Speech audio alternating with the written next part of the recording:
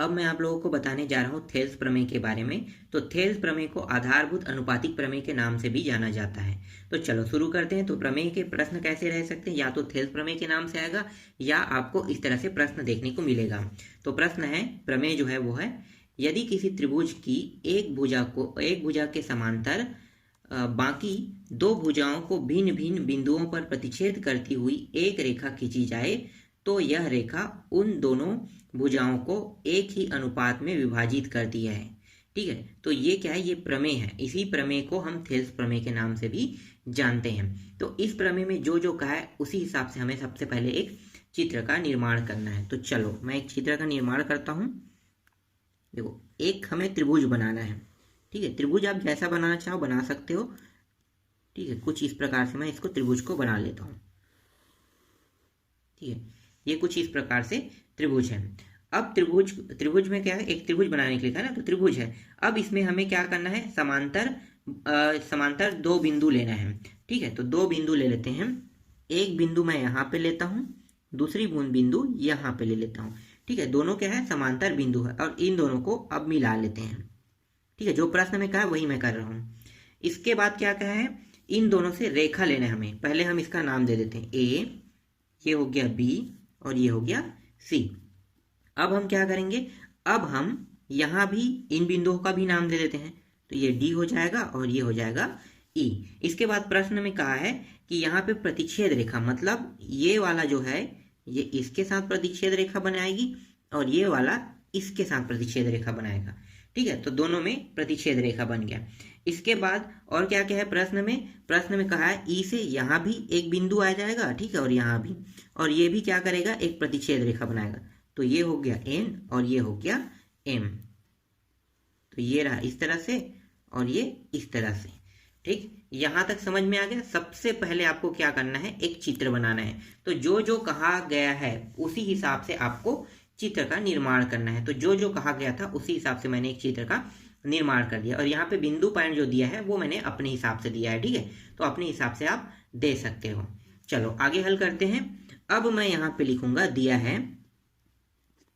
ठीक है, दिया है, फिलहाल दिया है कह के लिखना है। क्यों, क्योंकि प्रश्न में जो पॉइंट दिया है ना वही चीज है। तो मैं यहाँ पे लिखूंगा दिया है, क्या है, अब ये बन गया त्रिभुज एबीसी। त्रिभुज एबीसी दिया है। ठीक है, तो एक त्रिभुज है, लिख लो, एक त्रिभुज है जिसमें डीई, ठीक है, डीई समांतर है किसके, बीसी के। उसने समांतर भी बोला था बीसी के, तो हमें इसको भी लिखना पड़ेगा कि बीसी के समांतर है। तो इस प्रकार है कि डी बिंदु, ठीक है, यहां पे लिखना है डी बिंदु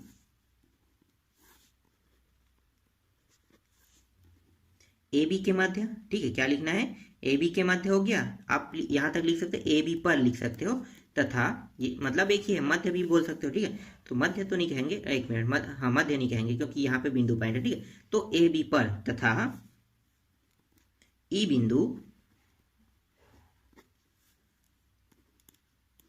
ए सी पर है, ए सी पर है। तो देख लो, ए बी पर ई बिंदु और ए सी पर ई बिंदु है। यहां तक समझ में आ गया। दिया है कह के लिखने वाले टॉपिक में। ठीक है, अब यहाँ पे हम लिखेंगे सिद्ध करना है। तो यहां पे लिखो सिद्ध करना है। सिद्ध क्या करना है, तो सिद्ध हमें करना है ए डी।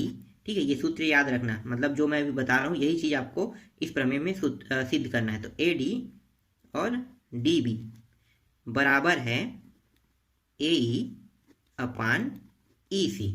ठीक है, देख लो, A D upon D B. तो देख लो, A D upon D B, ये हमें बराबर सिद्ध करना है। ठीक है, इसके बाद देखो ए ई अपान क्या करना है, हमें ई सी करना है। तो दोनों एक दूसरे के बराबर है कि नहीं, ये हमें सिद्ध करके बताना है इसमें। अब यहाँ पे हम थोड़ा सा और लिख लेते हैं रचना। अभी जो हमने किया ना उसको रचना में भी लिखेंगे, तो रचना भी आपको लिखना है। तो रचना देख लेते हैं। तो रचना में हम सिर्फ लंब के बारे में लिखेंगे, क्योंकि बाकी चीज हमने दिया है कह के लिख दिया है। ठीक है, तो वो कुछ नहीं करना पड़ेगा आपको क्या करना है, सिर्फ रचना लिखना है। ठीक है, तो रचना लिख लेते हैं। तो चलो देखो, ए ई कहाँ पे है, ए और ई, एक सेकंड यहाँ पे आते हैं पहले। यहाँ पे देखो ए है, ठीक है, और ये ई है। ए ई पे लंब देखो कौन सा रेखा लंब है, तो ध्यान देना कि ए ई जो रेखा है यहाँ पे सिर्फ ए बिंदु यहाँ पे एक बिंदु दिखाई दे रहा है, मतलब कौन सा बिंदु, एम बिंदु। तो एम से डी क्या होगा, लंब होगा यहाँ पे। तो यहाँ पे आप लिखो, ठीक है, डी एम लंब है किस पे, ए ई पे, तथा, ठीक है। अब आगे देखते हैं, इसी तरह से देखो यहाँ पे फिर से देखो ए से डी देखते हैं, तो ए डी पे लंब क्या दिखाई दे रहा है, यहाँ पे बिंदु दिखाई दे रहा है एन, मतलब एन वाला लंब होगा। तो यहाँ पे आप लिखो ए डी पे लंब क्या है, एन ई है। तो यहाँ पे लिखो ए डी, सॉरी कहाँ क्या है, लंब क्या है, एन है ना, एन ई। तो पहले लिखो एन ई लंब है किस पे, ए डी पर। ठीक, यहाँ तक समझ में आ गया। चलो आगे देखते हैं। इसके बाद हम क्या करेंगे, इन बिंदुओं को मिलाएंगे, ठीक है। तो मिला लेते हो डी से ई, यहाँ पे ये वाला जो है पॉइंट हमने पहले ही पूरा कंप्लीट कर लिया है, तो अब हम इसको मिला लेते हैं। तो ये हो गया डी से सी को मिलाया और ई से बी को मिलाया। तो यहाँ पे लिखो डी से सी को, ठीक है, डी से यहाँ पे सी को मिलाया तथा ई से बी को मिलाया। ठीक, यहां तक समझ में आ गया। अब हम इसकी अब हम यहाँ पे उपपत्ति करते हैं, ठीक है। तो यहाँ पे लिखो अब उपपत्ति मतलब हल करते हैं।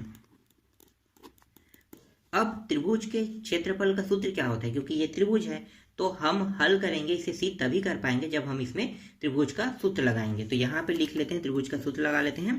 तो त्रिभुज का सूत्र होता है, त्रिभुज का क्षेत्रफल बराबर 1/2 आधार गुणित ऊंचाई, या ऊंचाई को हम लंबाई से भी दर्शाते हैं, ठीक है। तो ये होता है आधार गुणित ऊंचाई होता है। अब इसी सूत्र का उपयोग करके हम क्या करेंगे, ये जो प्रमेय है, ठीक है, थेल्स प्रमेय है, इसको हमें सिद्ध करना है। और थेल्स प्रमेय और आधारभूत समानुपातिक प्रमेय दोनों सेम है, अलग अलग नहीं है, ये आप याद रखना, ठीक है। चलो अब हल करते हैं। अब आते हैं पुनः चित्र पे, ठीक है। चित्र देखो, और चित्र से ही हमें पूरी चीजों को समझाना भी है, और चित्र ही हमें पूरा हल भी बताएगा। तो कैसे करना है, चलो देखो। यहाँ पे हम ले रहे हैं त्रिभुज ए डी ई को ले रहे हैं, किसके ले रहे हैं, ए डी ई। तो ये पूरा क्या हो गया, एक त्रिभुज बन गया, ठीक है। तो यहाँ पे आप लिखो त्रिभुज ए डी ई, ठीक है, ए डी ई। और क्या करेंगे, इसका क्षेत्रफल का क्षेत्रफल, ठीक है, अपान करो।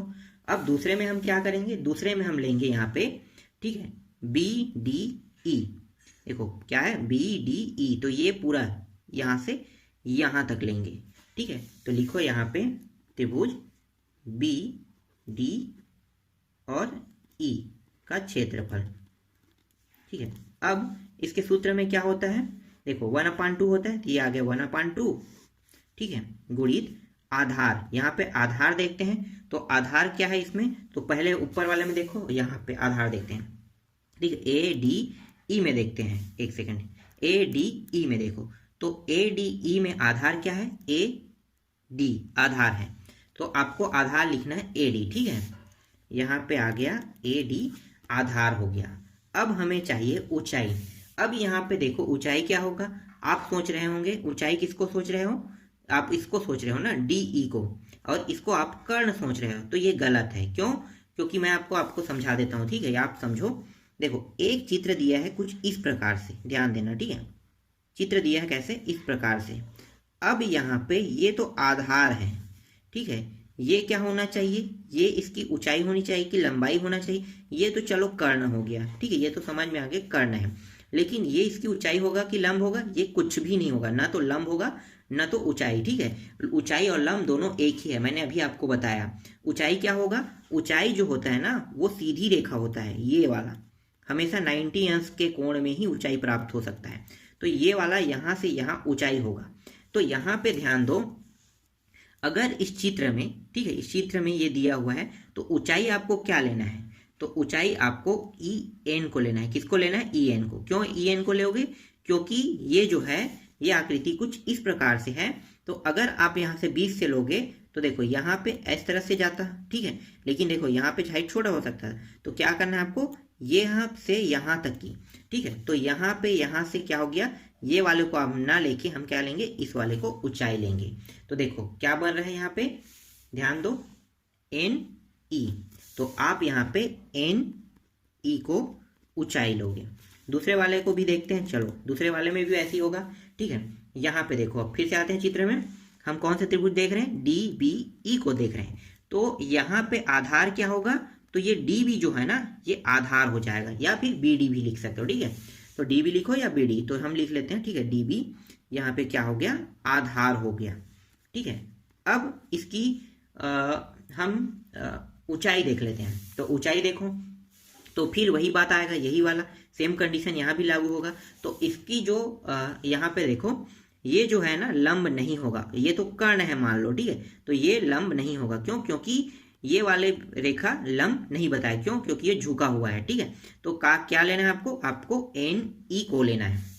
तो यहाँ पे फिर से लिखो एन ई, इसका भी क्या हो जाएगा? इसका भी ऊंचाई हो जाएगा, ठीक है। समझ में आ गया? ये टॉपिक आपको समझ में आया ना? हमेशा ऊंचाई जो होता है वो सीधा होता है, याद रखना। ऐसे तिरछा कभी ऊंचाई नहीं जाता। आप नाप के देखो, टेप यहाँ पे रखोगे और टेप को आप गिराओगे तो यही को टच करेगा ना, ऐसे तिरछा थोड़ी टेप जाएगा। ऊंचाई से नापोगे तो भले बने आकृति तिरछा बना रहेगा, लेकिन नापने पे जो टेप की आकृति है, मतलब टेप जो है वो सीधा ही गिरेगा। तो इसलिए ऊंचाई जो है ये दर्शा रहा है, ये ऊंचाई है, ठीक है। ये रेखा ऊंचाई नहीं है, ठीक। इसीलिए यहाँ पे देखो एन ई और यहाँ भी एन ई को लिया गया है। समझ में आ गया? अब जो जो कट है उसको कटा दो। तो ये कट गया, ये कट गया, ये कट गया, ये कट गया। बचा क्या? बचा है A D upon D B बचा है, ठीक। ये समझ में आया? ये पहला समीकरण नाम दे दो। अब इसी तरह से दूसरा भी हल कर लेते हैं, ठीक है। तो अब देखो क्या करेंगे, फिर से हम यहाँ पे लिखेंगे पुनः, ठीक है। पहले वाले में तो हम यही त्रिभुज लेंगे, ऊपर वाले में यही रहेगा त्रिभुज ए टी ई, लेकिन मान अलग अलग लेंगे, ए डी का क्षेत्रफल, ठीक है। लेकिन दूसरा में हम क्या लेंगे? दूसरा में देखो, अभी हमने क्या किया था, अभी हमने इसको लिया था, तो अब हम क्या करेंगे? इसको लेंगे, ठीक है। डी सी ई को लेंगे, डी सी ई। तो ले लो, यहाँ पे लिखो त्रिभुज डी सी और ई का क्षेत्रफल लिखो, ठीक है। बराबर करो। अब यहाँ पे 1/2 गुणित, फिर से वही होगा, ठीक है। अपान के बाकी जो है नीचे में, ठीक है।